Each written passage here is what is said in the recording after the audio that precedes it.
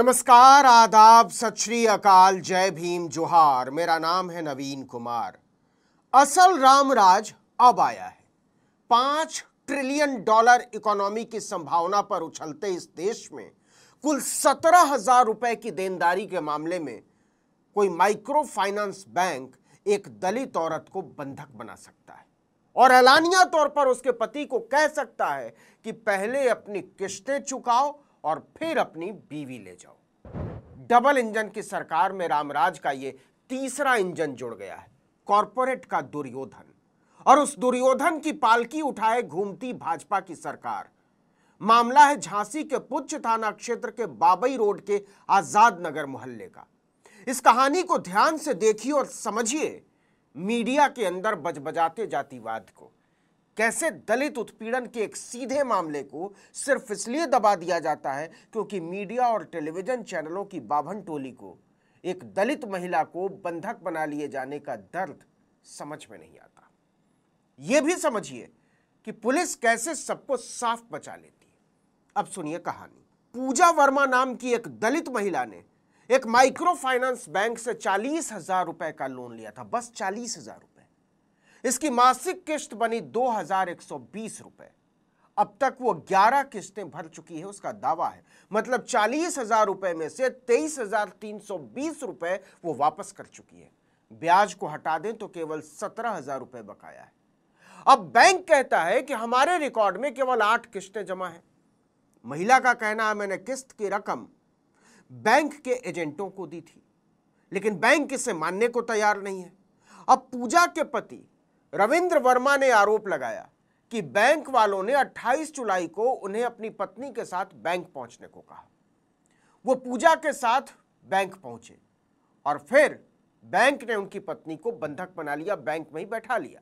महिला के पति का आरोप है कि बैंक कर्मचारियों ने उससे साफ कहा, किस्तें जमा करो या फिर बीवी को छोड़ जाओ।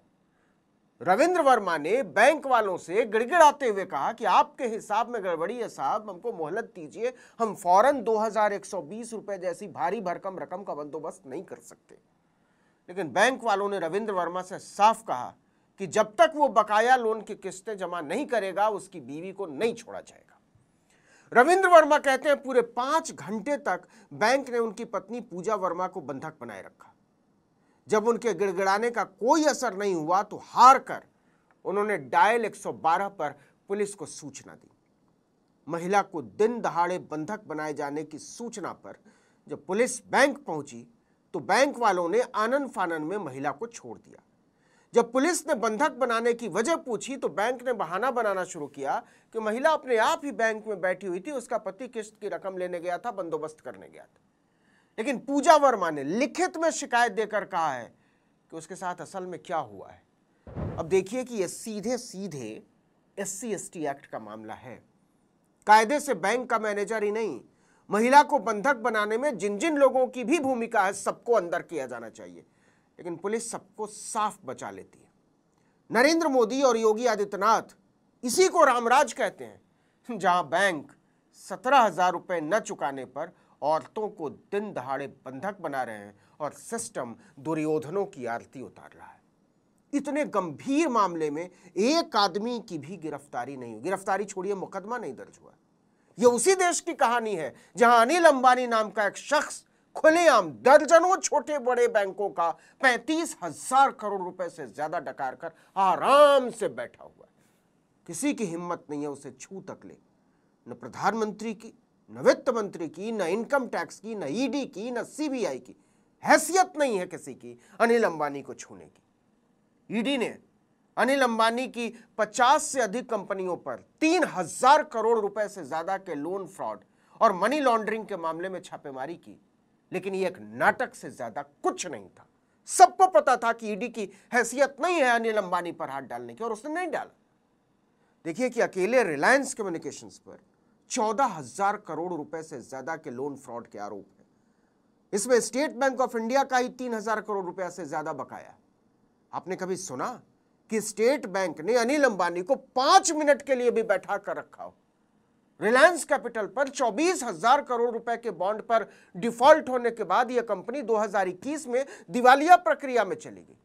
चीन के 3 बैंकों, industrial and commercial bank of China, China development bank और export import bank of China का 680 मिलियन अमेरिकी डॉलर यानी 5,446 करोड़ रुपए के लोन डिफॉल्ट का मामला लंदन की अदालत में चल रहा है। छोड़ो चाइना वाला, अपना वाला तो चुकाओ। लेकिन अनिल अंबानी की ताकत देखिए। स्टेट बैंक ऑफ इंडिया और कैनरा बैंक ने अनिल अंबानी और उनकी कंपनियों को फ्रॉड की श्रेणी में रख दिया, लेकिन 24 घंटे के भीतर बिना 1 रुपया चुकाए इस लिस्ट से नाम हटाना पड़ा। अनिल अंबानी का माफी मांगनी पड़ी। आपने कभी सुना कि किसी बैंक ने अनिल अंबानी को बुला लिया हो कि लोन क्यों नहीं चुकाते हो? भरो। बीवी को बुलाकर बैठाने की बात तो जाने दीजिए, कल्पना से ही बाहर की बात है, यह होना भी नहीं चाहिए। लेकिन यह बात सबके लिए उतनी ही लागू होनी चाहिए। यह नरेंद्र मोदी की बनाई हुई व्यवस्था है जहां हजारों हजार करोड़ बैंकों का लूटने वाले मौज करते हैं और 40,000 रुपए का टुन्नू कर्जा लेने वाले रविंद्र वर्मा की बीवी को बैंक डंके की चोट पर बंधक बना लेता है और मोदी योगी की व्यवस्था की हिम्मत नहीं होती किसी को छूने भर की। जो शर्मनाक है वो ये कि अंबानी के पैरों में लौटने वाला मीडिया इसकी खिल्ली उड़ाता है। जरा न्यूज़ 18 की वेबसाइट पर लगी इस खबर की हेडलाइन पर गौर कीजिए। पहले जमा करो किस्त, नहीं तो बीवी कर दोगे मिस। क्या अलंकार लगाया। झांसी में प्राइवेट बैंक ने ईएमआई ना देने पर पत्नी को बनाया बंधक। मानसिक तौर पर दिवालिया और हद दर्जे का जाहिल संपादक ही किसी महिला को कर्ज न भरने के एवज में बंधक बनाए जाने पर इस तरह की गंदी हेडलाइन लगा सकता है। बेहूदगी की इंतहा है ये। लेकिन उसी संपादक की हिम्मत नहीं होती कि बैंक का नाम तक ले ले। पूरी खबर में private bank, private bank, private bank. अरे भाई, उस प्राइवेट बैंक का माइक्रो फाइनेंस है तो उसका कोई तो नाम होगा। बैंक तक पुलिस पहुंच गई तब जाकर महिला को छोड़ा गया, ऑन रिकॉर्ड है।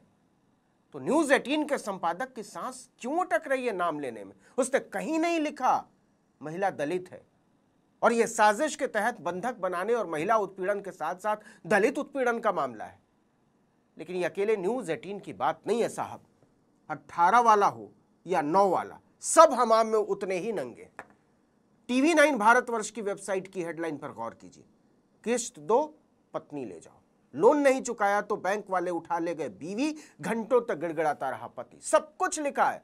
पति ने थक हार कर पुलिस से मदद मांगी। पुलिस के पहुंचते ही बैंक कर्मचारियों के चेहरे का रंग उड़ गया। लिखा हुआ है, यह भी लिखा है, लोन की रकम वसूलने के लिए प्राइवेट बैंक ने तो हद ही पार कर दी।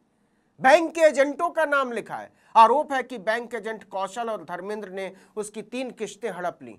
बैंक के मैनेजर का नाम लिखा है। बैंक मैनेजर अनुज कुमार निवासी कानपुर देहात ने कहा कि महिला 7 महीने से किस्त नहीं दे रही थी, इसलिए उसे बुलाया गया था। इलाके का नाम लिखा है। मामला ग्राम बमरौली के आजाद नगर मोहल्ले में स्थित एक प्राइवेट समूह लोन देने वाले बैंक का है। बस बैंक का नाम नहीं लिखा है। और यह नहीं लिखा है कि महिला दलित समुदाय से आती है। वो चाहे टीवी 9 वाले हों, टीवी 18 वाले या कोई और, सबने बैंक को साफ बचा लिया। जानते हैं क्यों बचा लिया? यहीं पर चैनलों का सेल्स एंड मार्केटिंग विभाग सक्रिय हो जाता है। आप नहीं जानते कि इसके पीछे कैसे कैसे खेल हो जाते हैं। वरना ऐसे कैसे होता है कि पूरे मीडिया में कोई बैंक का नाम नहीं लेता और पूरा मीडिया इस बात को हजम कर जाता है कि महिला दलित है।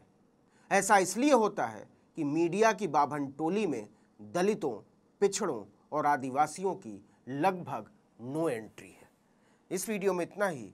लेकिन अगर आपने आर्टिकल 19 इंडिया को अब तक सब्सक्राइब नहीं किया तो फौरन कर लीजिए, बेल आइकॉन दबाइए, घंटी जैसी आकृति, लाइक कीजिए और कमेंट करके बताइए हमारा वीडियो आपको कैसा लगा। हमारा ट्विटर हैंडल है आर्टिकल 19_इंडिया और मेरा ट्विटर हैंडल है नवीन जर्नलिस्ट। नमस्कार।